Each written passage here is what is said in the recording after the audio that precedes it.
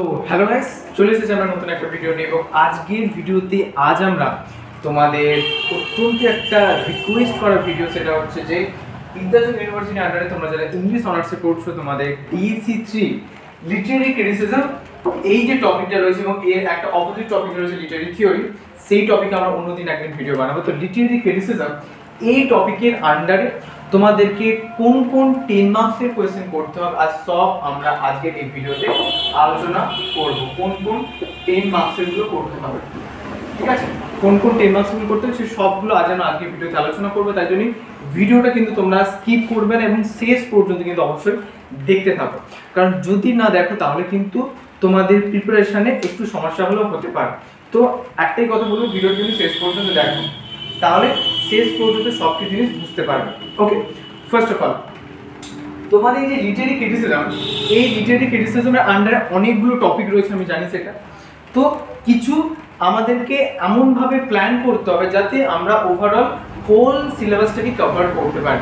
ওকে, whole সিলেবাসের মধ্যে যেমন তোমাদের দেখবে প্রথমে লিটারেরি টাইপস রয়েছে, তারপরে literary terms. So literary types এবং টার্মস ওখান থেকে তোমাদের 5 মার্কস 2 মার্কসের কোয়েশ্চেন খুব আসতে পারে, সেগুলো নিয়ে আমরা পরবর্তীকালে আলোচনা করব। আজকে আমাদের বিষয় যেটা একজন প্রধান বিষয় হচ্ছে 10 মার্কসে কোন কোন কোয়েশ্চেনগুলো তোমাদের করতে হবে।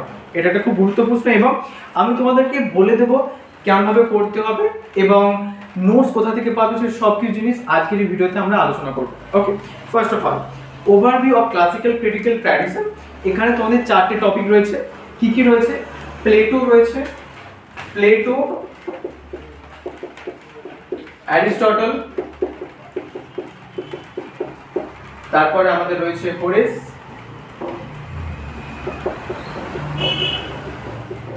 এবং তারপরে আমাদের রয়েছে লনজিনাস। ওকে, এই যে 4টে টপিক রয়েছে, এই 4টে টপিক থেকে তোমাদের 4টে করতে হবে না, দুটো কোয়েশ্চেন করলে আপাতত হবে। ফার্স্ট অফ অল প্লেটোর আইডিয়াটা একটু ভালোভাবে করে রাখবে, যে প্লেটো ফর্ম সম্পর্কে কি আইডিয়াটা তিনি দিয়েছেন। আমরা আগের ক্লাসে আলোচনা করছি, মানে একটা ভিডিও তোমরা দেখতে পাবে, যে প্লেটো আমাদেরকে এই যে আমরা চোখের সামনে যে ফর্মগুলো দেখছি বা যে অবজেক্টগুলো দেখছি সেগুলো অ্যাকচুয়ালি আইডিয়াল ফর্ম নয়। তো সেটা প্লেটো যে ফর্ম সম্পর্কে যে আইডিয়া সেটা একটু তোমরা করে নেবে। তো তোমরা এই সব কোয়েশ্চেনের অ্যান্সার টেলিগ্রামে ডিসক্রিপশনে লিঙ্ক দেওয়া আছে, সেখানে গিয়ে তোমরা 10 মার্কসের কোয়েশ্চেনের অ্যান্সারগুলো ওখান থেকে কালেক্ট করে নিয়ে পড়তে পারো। ওকে, সো ফার্স্ট অফ অল প্লেটোর আইডিয়াটা করবে এবং দ্বিতীয় হচ্ছে যে অ্যারিস্টটল তিনি কিভাবে প্লেটোর এই যে আইডিয়াটাকে কিভাবে তিনি ডিফেন্ড করছেন, কিভাবে তিনি অ্যাকচুয়ালি এটাকে ক্রিটিসাইজ করছেন। ওকে, সো অ্যারিস্টটলের এই কোয়েশ্চেনটা খুব গুরুত্বপূর্ণ প্রশ্ন। সো প্লেটোর ফর্ম সম্পর্কে এটা করলে এবং অ্যারিস্টটলের এই যে প্লেটোর যে আইডিয়াটা কিভাবে তিনি ডিফেন্ড করছেন সেটা সম্পর্কে আমাদের একটু পড়তে হবে। তাহলে এই দুটো কোয়েশ্চেন তোমরা করে রাখবে। আর হোরেস আর লনজিনাস এখান থেকে 10 মার্কসে করতে হবে না, 5 এবং 2 মার্কসে করলে আশা করি হবে তোমাদের। ওকে, তারপরে তোমাদের যেটা রয়েছে সেটা হচ্ছে overview of English critical tradition. এখান থেকে যেমন তোমাদের রেনেসা আর নিও ক্লাসিক্যাল এই দুটো অ্যাকচুয়ালি রয়েছে এবং আরও অন্য টপিক রয়েছে। তো ফার্স্ট অফ অল নিও ক্লাসিক্যাল এবং রেনেসার জন্য টেলিগ্রামে আমি একটা নোটস দিয়েছি, সেই নোটটা জাস্ট তোমরা একটু পড়ে নাও, পড়ে নিয়ে একটু বুঝে নাও, যাতে করে ওভারঅল কোনো দিক কোয়েশ্চেন আছে তাহলে ওভারঅল তুমি লিখতে পারবে, ঠিক আছে? তো খুব বেশি জোর দিয়ে দিতে হবে না রেনেসা এবং নিও ক্লাসিক্যালের উপর। তারপরে তোমাদের রয়েছে হচ্ছে Sidney. Okay, Sidney, Dryden, Pope, Johnson, Wordsworth, Coleridge, Arnold এবং এলিয়ট রয়েছে। Okay, so first of all সিডনির সম্পর্কে তোমরা এই একটা বেসিক কোয়েশ্চেন হয়, সেটা হচ্ছে এটা করে রাখবে যে consider Sidney. Okay, so first of all wait just a second. So first question এই কোশ্চেন তোমরা করতে পারো যে consider Sydney as a critic. Okay, so সিডনিকে আমরা ক্রিটিক হিসেবে কনসিডার করতে পারি এবং তার ক্রিটিসিজম মে কিভাবে তার কন্ট্রিবিউশন গুলো প্রযোজ্য বা কিভাবে সিগনিফিকেন্ট রয়েছে তার একটুখানি জাস্ট ব্যাখ্যাটা একটু পড়ে নেবে। এটা তোমাদের টেলিগ্রামে সেখানে নোটসে দিয়ে দিয়েছেন। ওকে, ড্রাইডেন সম্পর্কে একটু পড়ে রাখবে, পড়ে রাখতে ক্ষতি নেই, পড়ে রেখো, কারণ অ্যাকচুয়ালি তোমাদের DEC3 এই যে পেপারটা রয়েছে এই পেপারে যেহেতু মানে পেপারটা একদম নতুন, সেই জন্য আমি বলছি যে লিটারেরি ক্রিটিসিজম একটু খুব ভালোভাবে ডেপথে পড়ে রাখো, কারণ ডেপথে যদি পড়ে রাখো তাহলে কি হবে, তাহলে কিন্তু তুমি পরবর্তীকালে যদি MA এন্ট্রান্স দিতে চাও বা অন্য কোনো এক্সামে বসতে চাও তাহলে কিন্তু সেক্ষেত্রে ইংলিশ লিটারেচার এক্সামে, তাহলে সেক্ষেত্রে কিন্তু তোমাদের লিটারেরি ক্রিটিসিজম একটা খুব বিশাল বড় ভূমিকা পালন করে।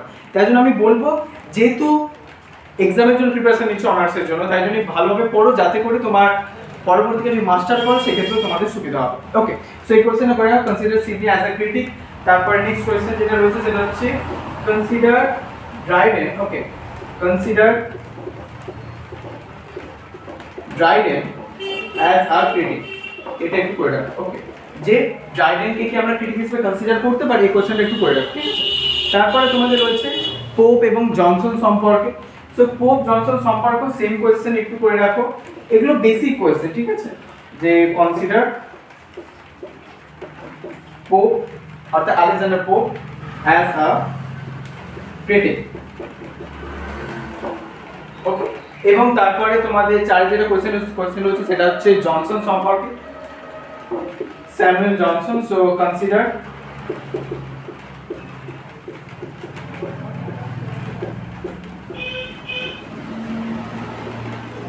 as a critic। Okay, so Johnson to critic, তো এই চারটে ওভারঅল বেসিক কোশ্চেন করলে, আর যে তিনটে টপিক রয়েছে তাহলে এই চারটের উপর মোটামুটি একটু পড়ে রাখো ভালোভাবে, কিন্তু আরো বেশি পরিমাণে জোর যেটা দিতে হবে সেই কোশ্চেনটা আমি বলছি তোমাদের, সেটা হচ্ছে যে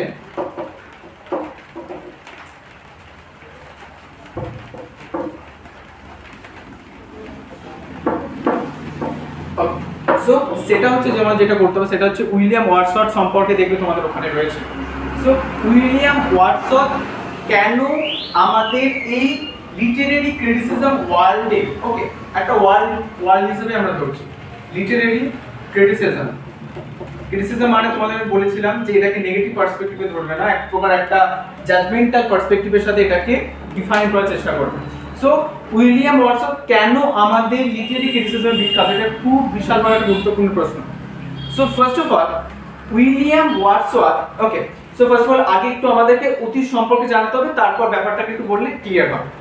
নিও ক্লাসিক্যাল এজ চলাকালীন যখন আমাদের সাবজেক্ট ম্যাটার বা পোয়েট্রি সাবজেক্ট ম্যাটার বা কোনো রাইটিং এর সাবজেক্ট ম্যাটার যেটা একদম লন্ডন লাইফে ঘিরে ছিল, বা আমরা বলতে পারি এক প্রকার একটা অ্যারিস্টোক্রেটিক লাইফে যখন ঘিরে ছিল, তখন উইলিয়াম ওয়ার্ডসওয়ার্থ, ওকে, তখন কি হচ্ছে, তখন হচ্ছে আমাদের William Wordsworth and Samuel Taylor Coleridge, ভালোভাবে খাতায় নোট ডাউন করে না, স্যামুয়েল টেলর কোলেরিজ। ওকে, তো এনারা কি করেছেন, খুব ইম্পর্টেন্ট একটা প্রশ্ন। উইলিয়াম ওয়ার্ডসওয়ার্থ এবং স্যামুয়েল টেলর কোলেরিজ এনারা দুই বন্ধু মিলে একটা রাইটিং পাবলিশ করেছে, যে রাইটিংটার নাম হচ্ছে লিরিক্যাল ব্যালাডস। ওকে, লিরিক্যাল ব্যালাডস, এবং যেটা পাবলিশ হয় তোমাদের পরীক্ষায় আসবে 1798 এ যেটা পাবলিশ হয় আমাদের এই দা লিরিক্যাল ব্যালাডস। এবার তোমাদের মনে প্রশ্ন আসবে যে স্যার লিরিক্যাল ব্যালাডস পাবলিশ করার মধ্যে দিয়ে কি হয়েছিল? অ্যাকচুয়ালি লিরিক্যাল ব্যালাডস পাবলিশ করার মধ্য দিয়ে উইলিয়াম ওয়ার্ডসওয়ার্থ এবং স্যামুয়েল টেলর কোলেরিজ এক প্রকার একটা মুভমেন্ট নিয়ে এসেছিল, যে মুভমেন্টের নাম হচ্ছে রোমান্টিসিজম, বা আমরা রোমান্টিক এজ বলতে পারি, ঠিক আছে? যে উইলিয়াম ওয়ার্ডসওয়ার্থ এবং স্যামুয়েল টেলর কোলেরিজ এনারা, বা অ্যাকচুয়ালি স্পেশালি উইলিয়াম ওয়ার্ডসওয়ার্থ যদি ধরি, উইলিয়াম ওয়ার্ডসওয়ার্থ তিনি কোনোদিনও নিও ক্লাসিক্যাল এজে চলাকালীন যে সকল সেই সময়কালে কন্টেম্পোরারি যে সময়কালীন যে সকল সাবজেক্ট ম্যাটারগুলো ছিল সেই সাবজেক্ট ম্যাটারগুলো একদম পছন্দ করতেন না আমাদের উইলিয়াম ওয়ার্ডসওয়ার্থ। তাই জন্যই তিনি তার লিরিক্যাল ব্যালাডস অর্থাৎ Samuel Taylor Coleridge lyrical ballads publish করলেন, যে লিরিক্যাল ব্যালাডস কি করছে, যেখানে তিনি পোয়েট্রি ডেফিনেশন আমাদের দেন।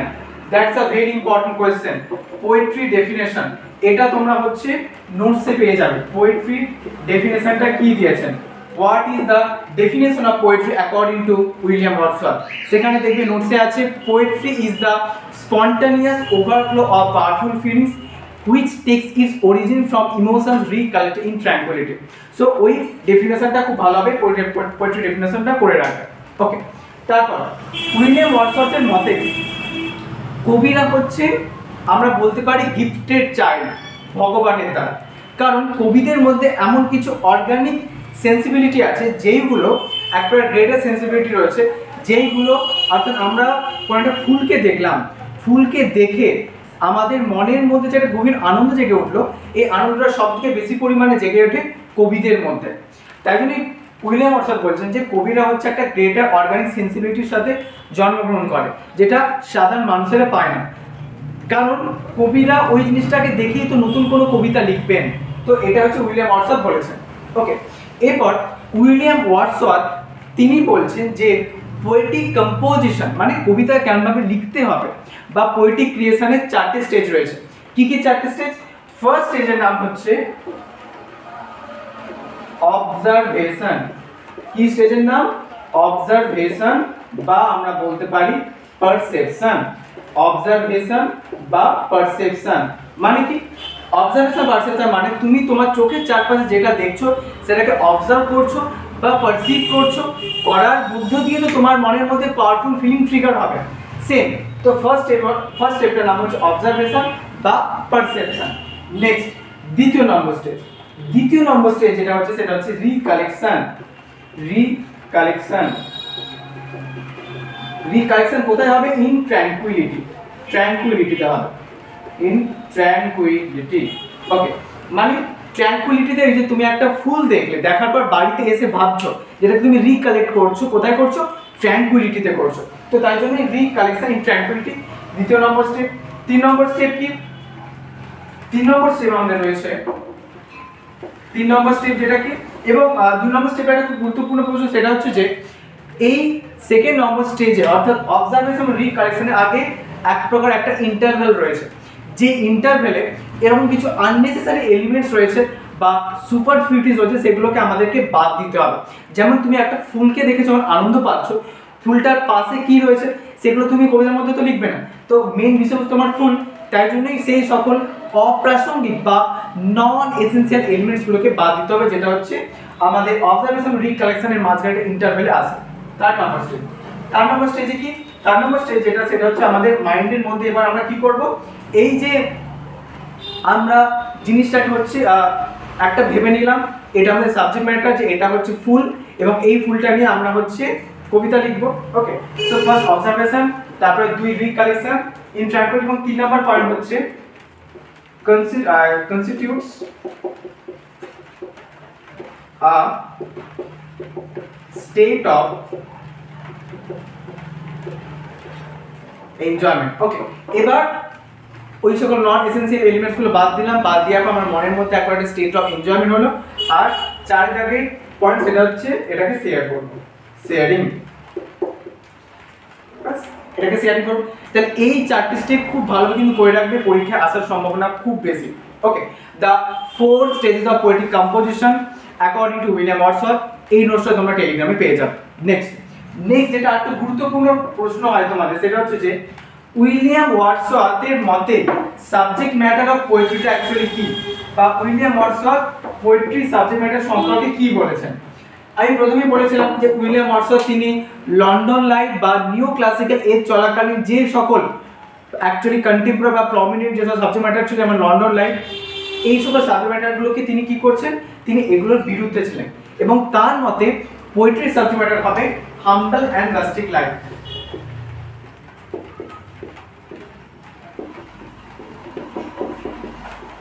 হাম্বল and rustic life. Humble rustic life কেন তিনি চুজ করছেন, এটার জন্য অনেকগুলো পয়েন্ট রয়েছে। তো মেইন পয়েন্ট আমি যেটা বলি, তিনি অ্যাকচুয়ালি এই হাম্বল এবং রাস্টিক এই যে লাইফ রয়েছে সাবজেক্ট ম্যাটার সম্পর্কে পোয়েট্রি, এটার মধ্যে তিনি কি করলেন, পোয়েট্রি যেটা বাউন্ডারি সেটাকে এনলার্জ করলেন।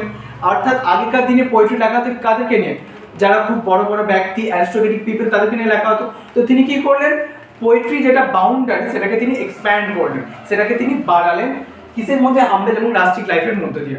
এটা 1 নম্বর point.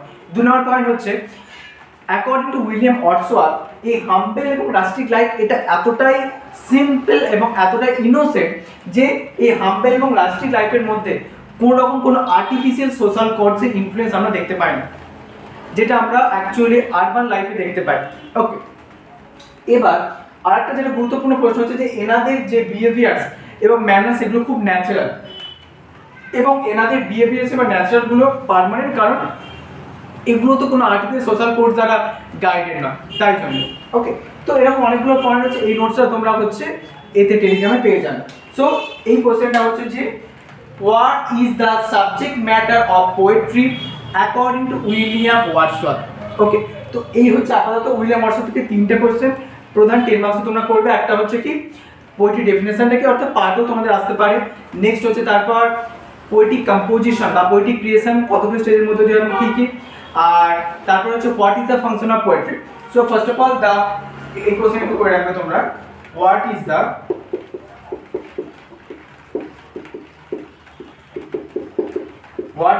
function of poetry?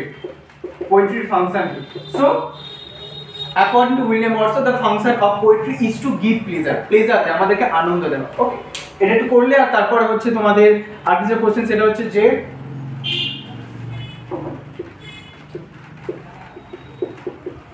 what is the subject matter of poetry? এগুলো খাতে একটু নোট ডাউন করে নেবে তোমরা, ঠিক আছে? ম্যাটার অফ পোয়েট্রি এগুলো তোমরা নোটসগুলো পেয়ে যাবে টেলিগ্রামে। What is the subject matter of poetry according two Wordsworth.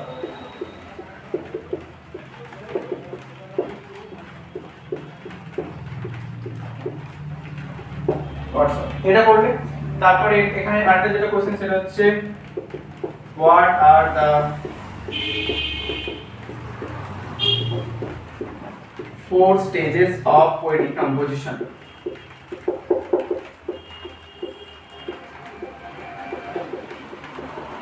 ওকে, এটা নেক্সট। তারপর তাহলে এই একটা কোশ্চেন করলে তোমরা, এই কোশ্চেনটা একটা করলে, এটা করলে।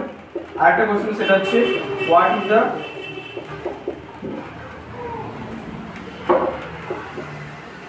The proper definition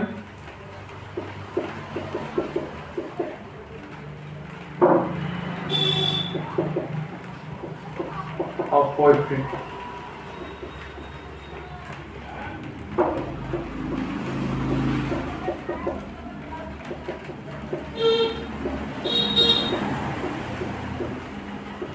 So what is the proper definition of poetry according to Wordsworth? এটা পড়লে। আরেকটা যেটা কোশ্চেন হয়, খুব গুরুত্বপূর্ণ প্রশ্ন, এটা তোমাদের 5 মার্কসের কোশ্চেনে আসতে পারে, যে উইলিয়াম ওয়ার্ডসওয়ার্থের মতে পোয়েটের মধ্যে বা কবির মধ্যে কোন কোন এসেনশিয়াল কোয়ালিটিস গুলো থাকা দরকার। তো ওখানে দেখবে রয়েছে তোমাদের, যেমন গ্রেটার অর্গানিক সেন্সিবিলিটি, তারপরে তোমাদের দেখবে হচ্ছে গ্রেটার পাওয়ার অফ ইমাজিনেশন, এই ব্যাপারগুলো ওখানে রয়েছে। তোমরা নোটসগুলো ওখানে পড়তে পারো, ঠিক আছে? তো একটা কোশ্চেন সেটা হচ্ছে what are the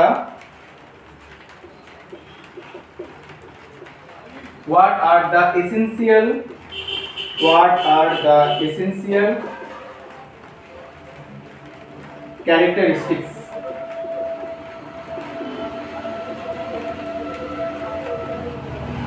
of a poet according to Wordsworth? তো এই ওভারঅল কোশ্চেনগুলো একটু তোমরা দেখে রাখবে। আর কিছু বেসিক কোশ্চেন ওখানে দেওয়া আছে, আমার ডিকশন সম্পর্কে, মিটার সম্পর্কে, উইলিয়াম ওয়ার্ডসওয়ার্থ কি বলছে, তো এগুলো তোমরা 2 মার্কসের জন্য মোটামুটি ওভারঅল করতে পারো, একটু জাস্ট পড়ে রেখো তোমরা, ঠিক আছে? তো এই হচ্ছে ওভারঅল তোমাদের উইলিয়াম ওয়ার্ডসওয়ার্থ সম্পর্কে। এবার আমরা নেক্সট যেটা বিষয় সেটা হচ্ছে যে কোলেরিজ, স্যামুয়েল টেলর কোলেরিজ সম্পর্কে। দারুণ বিষয় লাগছে তোমাদের, দেখো। Okay, so first of all Samuel Taylor Coleridge.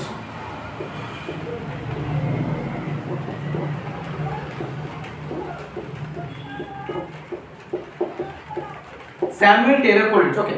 Samuel Taylor Coleridge ইনি আমরা প্রথমেই জানি ইনি হচ্ছে একজন রোমান্টিক পোয়েট উইলিয়াম ওয়ার্ডসওয়ার্থের মতো, এবং আমাদের উইলিয়াম ওয়ার্ডসওয়ার্থের একজন খুব ক্লোজ ফ্রেন্ড। ওকে, তো স্যামুয়েল টেলর কোলেরিজ তার একটা রাইটিং রয়েছে, দারুণ রাইটিং, সেটা হচ্ছে বায়োগ্রাফিয়া লিটারেরিয়া।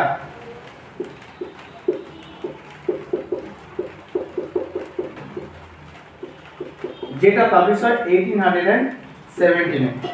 ওকে, এর চ্যাপ্টার নম্বর 14 এ আমাদেরকে স্যামুয়েল টেলর কোলেরিজ এক প্রকার একটা কনসেপ্ট শেখাচ্ছেন। কি কনসেপ্ট? কনসেপ্টের নাম হচ্ছে, তোমাদের খুব গুরুত্বপূর্ণ প্রশ্ন হচ্ছে willing suspension of disbelief. Willing suspension of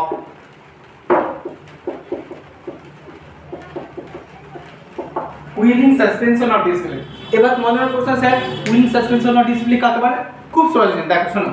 first word হচ্ছে উইলিং, মানে স্ব ইচ্ছায়, সাসপেনশন অফ ডিসবিলিফ, যখন আমরা নিজের স্ব ইচ্ছায় আমাদের ডিসবিলিফ অর্থাৎ অবিশ্বাস করার যে ক্যাপাবিলিটি বা এবিলিটিকে আমরা যখন সাসপেন্ড করছি, তখন আমরা সেটাকে বলি উইলিং সাসপেনশন অফ ডিসবিলিফ। এবার তোমাদের প্রশ্ন, স্যার কখন আমরা এটা করি? যখন দেখবে তোমরা, যখন উইলিয়াম ওয়ার্ডসওয়ার্থের যেমন একটা রাইটিং রয়েছে, রাইটিংটার নাম হচ্ছে the Rime of the Ancient Mariner, the Rime of the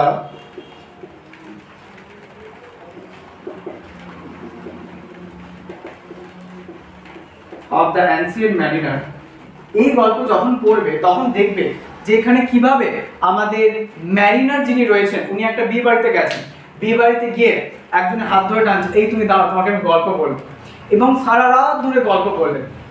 কিসের গল্প? তার ওন এক্সপিরিয়েন্সের গল্প। কোথায়? তিনি যখন সি ভয়েজে গিয়েছিলেন, অর্থাৎ সমুদ্রে যখন যাত্রাপথ করছিলেন, তখন করতে করতে তিনি কি কি অভিজ্ঞতাগুলো লাভ করছিলেন তিনি তখন ওই লোকটিকে বলছেন। কেন বলছেন? তোমরা যদি the Rime of the Ancient Mariner পড়ো তাহলে কিন্তু তোমরা বুঝতে পারবে। এবং আরেকটা তোমাদের কবিতা রয়েছে স্যামুয়েল করেছে লেখা, সেটা হচ্ছে ক্রিস্টাবেল। ক্রিস্টাবেল, এই ক্রিস্টাবেল কবিতায় তিনি দেখাচ্ছেন যে একটা মেয়ে যিনি এক প্রকার একটা ঘোস্ট, জেরাল্ডাইন। কি নাম? জেরাল্ডাইন। এগুলো তোমার নোটসে পেয়ে যাবে, ঠিক আছে? জেরাল্ডাইন, জেরাল্ডাইন এরকম একটা ঘোস্টকে তিনি তার বাড়িতে নিয়ে গেছেন, এবং যখনই জেরাল্ডাইন বাড়ির মধ্যে প্রবেশ করলো তখনই একটা কুকুর ঘেউ শুরু করলো এবং আগুন জ্বলে উঠলো। এবং ওই যে মেয়েটি ক্রিস্টাবেল, ক্রিস্টাবেল এই মেয়েটির মা ক্রিস্টাবেল সবসময় খারাপ স্পিরিটের থেকে রক্ষা করে, কিন্তু জেরাল্ডাইন থেকে খারাপ স্পিরিট, তো ক্রিস্টাবেলের মা ওই জেরাল্ডাইন যখন বাড়ির মধ্যে ঢোকে তখন আর ক্রিস্টাবেলকে রক্ষা করতে পারে না, এবং তখন ক্রিস্টাবেল এই জেরাল্ডাইনের আসল যে পরিচয়, এতে একটা খারাপ ঘোস্ট, এটা সম্পর্কে তিনি জানতে পারলেন আমাদের এই ক্রিস্টাবেল। ওকে, এবার তোমাদের স্যামুয়েল কলিজ থেকে 10 মার্কসের যেটা কোশ্চেন অ্যাকচুয়ালি হয় সেটা হচ্ছে মিটার সম্পর্কে স্যামুয়েল কলিজ কি বলেছেন, এটা তোমরা নোটসে পেয়ে যাবে। আর কিছু বেসিক 5 মার্কস 2 মার্কসের জন্য, আর আমি বলবো 5 মার্কসের জন্য অবশ্যই উইলিং, সাসপেনশন অফ ডিসপ্লে খুব ভালোভাবে তোমরা পড়ে রাখো, কারণ এটা 5 মার্কসে আসার সম্ভাবনা খুব বেশি।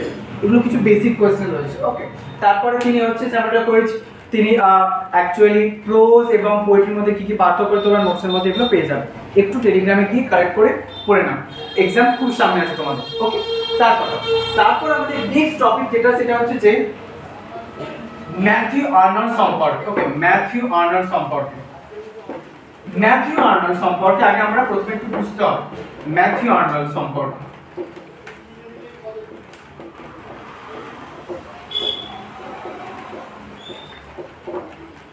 ওকে, সো ম্যাথিউ আর্নল্ডের একটা খুব বিশাল বড় একটা থিওরি হচ্ছে, সেটা হচ্ছে টাচস্টোন মেথড। টাচস্টোন মেথড, এবং এটা তিনি পাবলিশ করেন দ্য স্টাডি অফ পোয়েট্রিতে 1880, দ্য স্টাডি অফ পোয়েট্রিতে, যেটা পাবলিশ হয় 1880। ওকে, এবার তোমাদের প্রশ্ন আসবে যে স্যার টাচস্টোন মেথডটা কি? জানি না তো। টাচস্টোন মেথড খুব ইজি ব্যাপার। টাচস্টোন মেথডটা হচ্ছে এমন একটা মেথড বা কম্পারেটিভ মেথড অফ ক্রিটিসিজম, যে মেথডের মধ্য দিয়ে আমাদের ম্যাথিউ আর্নল্ড দেখাচ্ছেন যে কিভাবে আমরা ক্লাসিক্যাল রাইটার্সদের কিছু ফেমাস লাইন রয়েছে, সেই ফেমাস লাইনগুলোর মধ্য দিয়ে আমরা যখন কন্টেম্পোরারি ওয়ার্ল্ডের লিটারেচারের কোনো রাইটারকে যখন জাজ করি তখন সেটাকে আমরা বলি টাচস্টোন মেথড। তাহলে এখানে টাচস্টোন মেথডটা কোনগুলো? এখানে টাচস্টোন মেথড হচ্ছে ক্লাসিক্যাল রাইটার্সদের ফেমাস রাইটিং লাইন্সগুলো। যেমন তোমাদের মনে আসতে পারে যে কোন কোন রাইটিং লাইন্সগুলো, যেমন তোমরা উইলিয়াম শেক্সপিয়ারের হ্যামলেট, ওকে, উইলিয়াম শেক্সপিয়ারের হ্যামলেট তোমরা পড়েছো। সো উইলিয়াম শেক্সপিয়ারের হ্যামলেট, সেখান থেকে একটা খুব ফেমাস লাইন রয়েছে, to be or not to be, that is the question. To be or not to be, that is the question. Okay, so that is the famous line, that is the question. And তোমরা তারপর হচ্ছে আর অনেক famous line তোমরা পেয়ে যাবে, যেমন তোমরা হচ্ছে এ থেকে পেতে পারো, তোমাদের যেমন Hamlet to be or not to be, that is the question, এখান থেকে রয়েছে। তারপর হচ্ছে abandon all hope he who enter, এটা দান্তেস ইনফার্নো থেকে নেওয়া হয়েছে। সো এগুলো তোমরা নোটসের মধ্যে পাবে। দান্তেস ইনফার্নোর মধ্যে নেওয়া হয়েছে, দান্তেস ইনফার্নোর মধ্যে যেমন হচ্ছে abandon all hope, abandon all hope he who enter here, ইয়ে who entered here, abandon all hope he who entered, এটা হচ্ছে দান্তেস ইনফার্নো থেকে আমরা নিয়ে থাকি। দান্তেস ইনফার্ট অ্যাবাউট অল হু ইয়ে ও এন্টার হিয়ার। ওকে, সো এই লাইনগুলোর মধ্য দিয়ে আমরা যখন কন্টেম্পোরারি ওয়ার্ল্ডের কোনো রাইটিং পিসকে আমরা যখন জাজ করি বা সেটার মধ্যে কী রকম কোনো একটা হাই কোয়ালিটি আছে না নেই, এটাকে যখন আমরা জাজ করি তখন আমরা সেটাকে এই সকল লাইনগুলোকে আমরা ট্রান্সফর্ম করি এবং এই যে মেথডের মধ্যে বা যে কম্পারেটিভ মেথডের মধ্যে যে আমরা করে থাকি এই মেথডটাকে বলা হয় টাচস্টোন মেথড। ম্যাথ কন্ট্রোলের খুব গুরুত্বপূর্ণ প্রশ্ন। এবার তোমাদের এখানে একটা কোয়েশ্চেন ওখানে তোমরা দেখতে পাবে, ইটস ইউজেস অ্যান্ড লিমিটেশন।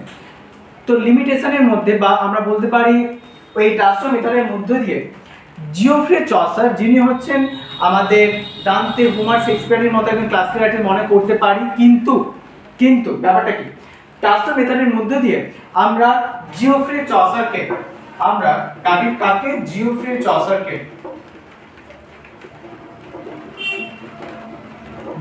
চসারকে আমরা একজন ক্লাসিক্যাল রাইটার মনে করতে পারবো না, কারণ ক্লাসিক্যাল রাইটার হতে গেলে ক্লাসিক্যাল মানে রাইটারের রাইটিং এর মধ্যে একটা কোয়ালিটি থাকবে।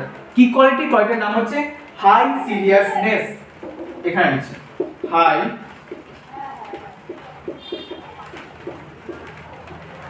High seriousness. এই হাই সিরিয়াসনেস কোয়ালিটিটা যেই রাইটারের রাইটিং এর মধ্যে থাকবে তাকেই আমরা ক্লাসিক্যাল রাইটার হিসেবে মনে করতে পারি। কিন্তু জিওফ্রে চসারকে আমরা মনে করতে পারবো না, কারণ জিওফ্রে চসারের রাইটিং এর মধ্যে এই হাই সিরিয়াসনেস কোয়ালিটিটা খুব কম পরিমাণে দেখতে পাওয়া যায়। তাই জন্যই জিওফ্রে চসারকে আমরা ক্লাসিক্যাল রাইটার হিসেবে মনে করতে পারি না। ওকে, সো এখান থেকে তোমরা টাচস্টোন মেথড সম্পর্কে ভালো করে রাখবে। এরপর তারপরে তোমাদের রয়েছে Eliot, TS Eliot, Thomas Stearns Elliot.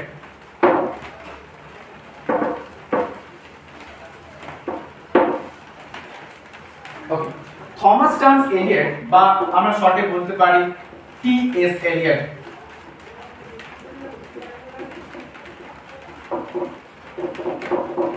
Thomas Stearns Eliot বা টিএস এলিয়ট। থমাস এলিয়টের খুব গুরুত্বপূর্ণ একটা থিওরি তিনি আমাদের দেখাচ্ছেন, সেটা হচ্ছে এখানে কোশ্চেনে তোমাদের আসে, কোশ্চেনটা বলছি, what is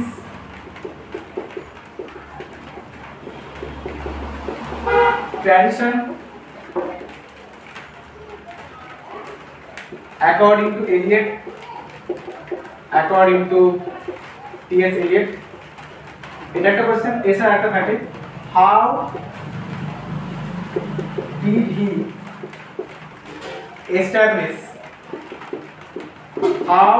establish individual talent?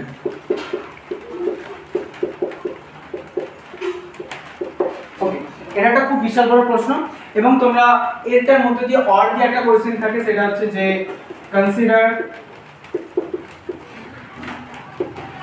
T.S. Eliot as a critic। Consider T.S. Eliot as a critic, এটাও সেম একই রকম অ্যান্সার। তো এবার তোমাদের প্রশ্ন আছে, স্যার ট্র্যাডিশন বলতে কি বুঝি? ট্র্যাডিশন মানে T.S. Eliot-এর মতে আমরা যে ট্র্যাডিশন ওয়ার্ডটাকে আমরা একটা নেগেটিভ পার্সপেক্টিভ ব্যবহার করে থাকি, মানে যখন কোনো জিনিসকে আমরা যখন ক্রিটিসাইজ করি সেই অর্থে ব্যবহার করে থাকি। কিন্তু ব্যাপারটা হচ্ছে যে T.S. Eliot বলছেন যে ট্র্যাডিশন ওয়ার্ডটার মধ্যে এটার একটা ব্রডার আউটলুক আছে। ব্রডার আউটলুক মানে একটা ব্রডার পার্সপেক্টিভ আছে। কি ট্র্যাডিশন মানে আমরা যখন আমাদের পাস্ট রাইটার্সদের রাইটিংয়ের যে কন্টিনিউয়াস প্রসেস অফ ফ্লো, বা আমরা বলতে পারি কন্টিনিউয়াস একটা সাইকেল চলছে, একটা ফ্লো, যেমন একটা নদী বয়ে যায়, যেমন একটা কন্টিনিউয়াস ফ্লো রয়েছে আমাদের লিটারেচারের মধ্যে। তো এইটাকে যখন আমরা জানছি তখনই আমরা আমাদের ট্র্যাডিশন সম্পর্কে জানছি। এবার তোমাদের মানে প্রশ্ন যে স্যার কেন আমরা জানবো? এটা একটা খুব গভীর প্রশ্ন। তুমি যদি তোমার অতীত সম্পর্কে জানো তাহলেই তো তুমি বর্তমানে খুব ভালোভাবে হাঁটতে পারবে। যেমন তুমি অতীতে একবার তোমার মনে আছে যে হয়তো রাস্তা দিয়ে যেতে যেতে তোমার হোঁচট খেয়ে গেছে, তো তোমার যদি মনে থাকে ঘটনা, তাহলে তুমি বর্তমানে যখন যাবে তখন সাবধানে হাঁটবে। এটাই হচ্ছে ট্র্যাডিশন। যে ক্লাসিক্যাল রাইটার্সদেরকে জানতে হবে। কেন জানতে হবে? আমাদের ইংলিশ লিটারেচার বা লিটারেচার জগৎকে একটা লিটারেচারকে একটা তুমি রিভার পাবো, এই রিভারে একটা কন্টিনিউয়াস ফ্লো হচ্ছে, এই ফ্লোটাকে জানার জন্য তোমাকে ট্র্যাডিশন সম্পর্কে আইডিয়া রাখতে হবে। এবং ইন্ডিভিজুয়াল ট্যালেন্ট অর্থাৎ T.S. Eliot বলছেন যে হবে হয়তো আমরা আমাদের রাইটিংয়ের মধ্যে একটা নতুনত্ব কোনো জিনিস নিয়ে এসেছি, টিএস এলিয়টের মতে আমরা কোনোদিনও আমাদের পাস্ট রাইটার্সদেরকে বাদ দিয়ে কখনো কোনো রাইটিং লিখতে পারবো না, অর্থাৎ we are so much influenced by বা inspired by our past writers. Okay, এরপর তিনি বলছেন যে হচ্ছে আমাদের মাইন্ডটা হচ্ছে এক প্রকার একটা জার, যেই জারের মধ্যে আমরা অনেক কিছু ইনফরমেশান গ্যাদার করছি এবং গ্যাদার করার মধ্য দিয়ে কি হচ্ছে আমরা আমাদের এ সম্পর্কে, ট্র্যাডিশন সম্পর্কে বিভিন্ন জিনিস আস্তে আস্তে বুঝতে পারছি। তুমি যদি ক্লাসিক্যাল রাইটার্সদের রাইটিংগুলো না পড়ো তাহলে তুমি লিটারেচার সম্পর্কে কিভাবে জানবে, তাই না? সেই জন্য। ওকে, তো এই ওভারঅল একটা কোয়েশ্চেন তোমরা করে রাখো থমাস টার্নস এলিয়ট থেকে। এখান থেকে দুটো কোয়েশ্চেন রয়েছে অ্যাকচুয়ালি, যে ট্র্যাডিশন সম্পর্কে এটা ইন্ডিভিজুয়াল ট্যালেন্ট, আর একটা যেটা সেটা হচ্ছে যে দেখবে তোমরা ওখানে দুটো কোয়েশ্চেন আছে তোমাদের নোটসের মধ্যে, সেটা হচ্ছে ইমপার্সোনালিটি ইন আর্ট। এটা একটু করে রাখো তোমরা। ইমপার্সোনালিটি ইন আর্ট মানে কি? ইমপার্সোনালিটি ইন আর্ট মানে টিএস এলিয়টের মতে যে কোনোদিনও আমাদের পার্সোনাল ইমোশনস ফিলিংসকে আমরা কবিতার মধ্যে দিয়ে প্রয়োগ করবো না, এবং তাই জন্য তিনি উইলিয়াম ওয়ার্ডসওয়ার্থের পোয়েট্রি ডেফিনেশনের বিরুদ্ধে ছিলেন তিনি। তো তার মতে কি যে কবিরও অবশ্যই নিজের পার্সোনাল ইমোশনস ফিলিংস থাকবে, কিন্তু তিনি এমনভাবে তার কবিতার মধ্যে বা রাইটিংয়ের মধ্যে বিভিন্ন ধরনের ইমোশনকে তিনি এক্সপ্রেস করবেন, কিন্তু সেই সকল ইমোশন বা এক্সপ্রেশন কবির নয়, এবং তার মধ্যে দিয়ে আমরা কবির লাইফস্টাইল বা ব্যাকগ্রাউন্ডকে আমরা জানতে পারবো না। এটাই হচ্ছে ইমপার্সোনালিটি ইন আর্ট। আর্টের মধ্যে একটা ইমপার্সোনালিটি নিয়ে আসে। ওকে, সো ওভারঅল এই ডিএসসি 3 লিটারি ক্রিটিসিজম